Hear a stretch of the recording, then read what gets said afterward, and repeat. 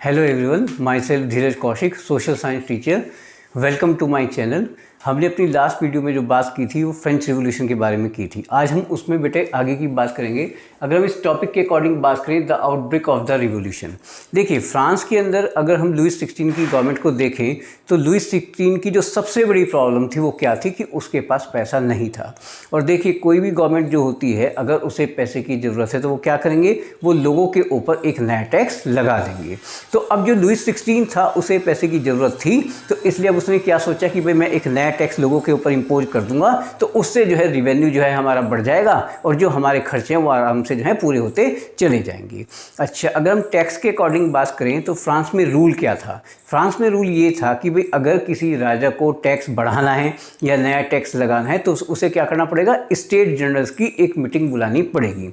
Basically अगर आप देखें तो स्टेट जनरल जो था वो एक पॉलिटिकल बॉडी आप उसे कह सकते हैं, जिसमें फर्स्ट स्टेट, सेकंड स्टेट और थर्ड स्टेट के रिप्रेजेंटेटिव अपॉइंट किए जाते थे। अब ऐसी लास्ट मीटिंग कब हुई थी? ऐसी लास्ट मीटिंग जो हुई थी वो 1614 में हुई थी। यानी 1614 के बाद किसी भी राजा ने ऐसी ज़रूरत नहीं समझी कि नया टैक्स लगाने के लिए या टैक्सेस को बढ़ाने के लिए वो स्टेट जनरल की मीटिंग को कॉल करे। अब क्या हो रहा था कि 1789 में, यानी कि आप ये देखिए कि 175 ईयर के बिग गैप के बाद जो है लुईस 16 ने सोचा कि भाई मुझे स्टेट जनरल की एक मीटिंग बुलानी चाहिए ताकि मैं एक नया टैक्स लोगों के ऊपर लगा सकूं। अच्छा, अगर हम इस मीटिंग के अकॉर्डिंग बात करें तो जनरल कंसेप्ट क्या था कि भाई 3 स्टेट थी, फर्स्ट स्टेट, सेकंड स्टेट और थर्ड स्टेट। तीनों स्टेट का एक एक वोट होता था। अच्छा, होता क्या था कि भाई फर्स्ट और सेकंड तो मिले हुए थे तो 2 वोट उनके हो जाते थे, और जो थर्ड स्टेट होती थी उनका 1 वोट होता था। यानी मेजोरिटी किसकी रहेगी, फर्स्ट और सेकंड स्टेट के लोगों की। तो वो जो चाहें जो है कोई भी बिल जो होता था वो पास करा लेते थे। आज की तारीख में अगर हम थर्ड स्टेट की बात करें तो उसमें बिजनेस प्रोफेशनल लोग थे, वकील थे, डॉक्टर थे, इंजीनियर थे, पैसे वाले लोग थे, समृद्ध लोग थे, तो उन्हें डेफिनेटली इस बात पर ऑब्जेक्शन था। ठीक है ना। अब जब लुईस 16 ने इस मीटिंग को बुलाया तो आप ये देखें कि जो थर्ड स्टेट की जो मांग थी, जो डिमांड थी, लगभग 40,000 लेटर की शेप में जो है उनको वहाँ पर जो है रिप्रेजेंट किया जाना था, जो उन लोगों की डिफरेंट डिमांड थी।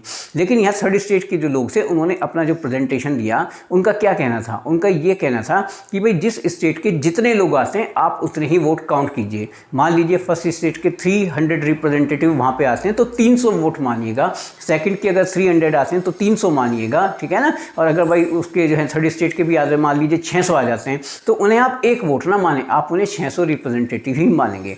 अब लुईस 16 ने सोचा कि भाई अगर मैंने इस बात को एक्सेप्ट कर लिया तो हो सकता है कि थर्ड स्टेट के ज़्यादा रिप्रेजेंटेटिव आ जाएं, तो फिर हम कोई भी बिल पास नहीं करा पाएंगे, कोई भी कानून नहीं बना पाएंगे। तो इसलिए उसने थर्ड स्टेट के इस प्रपोजल को रिजेक्ट कर दिया। अब जो थर्ड स्टेट के लोग थे उन्हें बात बहुत बुरी लगी। उन्होंने क्या किया, उन्होंने खुद को national assembly of France declare कर दिया और पास में ही एक टेनिस का इंडोर स्टेडियम था, वो लोग वहाँ पर इकट्ठा हो गए। वहाँ जाकर उन्होंने ऑथ ली, शपथ ली कि भाई जब तक हम फ्रांस के लिए जो है एक कॉन्स्टिट्यूशन को नहीं बना देंगे तब तक हम जो है चैन से नहीं बैठेंगे। तो इस तरीके से हम ये कह सकते हैं कि फ्रांस के लिए कॉन्स्टिट्यूशन मेकिंग के ऊपर जो है काम करना शुरू किया गया था। ऐसे में 2 और लोग थे। कौन कौन थे? एक तो मिराबियो थे और एक एवेसियस थे। अगर हम मिराबियो के अकॉर्डिंग बात करें तो एक रॉयल फैमिली को बिलोंग करते थे, लेकिन जो लुईस 16 की पावर्स थी उनके अगेंस्ट थे, या जो राजा को विशेष अधिकार मिले हुए थे ये उनके अगेंस्ट थे। अगर हम इस व्यक्ति के अकॉर्डिंग बात करें, विशेष वो एक धार्मिक व्यक्ति थे, हम उनको एक पुजारी भी कह सकते हैं। डिफरेंट टाइप के पॉम्पलेट जो हैं वो लोगों के बीच में बांटा करते थे।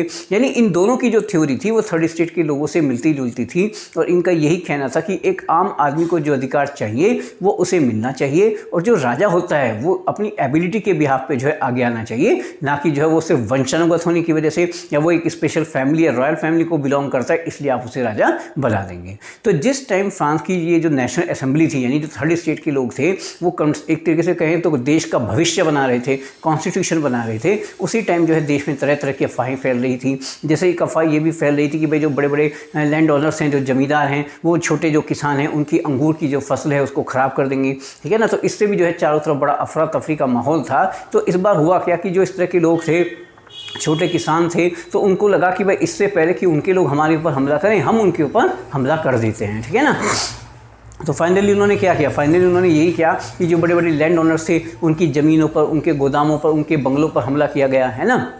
जो कीमती सामान था वो लूट लिया गया, ठीक है। जितने भी डॉक्यूमेंट्स थे वो सब जला दिए गए, क्योंकि उन लोगों के मन में ये भय था कि भाई हमारे साथ बहुत बुरा होने वाला है। तो उन्होंने क्या किया, एक तरीके से काउंटर अटैक कर दिया, पलटवार इसको कहते हैं कि भाई वो हमारे ऊपर हमला करते उससे पहले जो है उन्होंने उनके ऊपर हमला कर दिया और अपने को सेव करने की कोशिश की।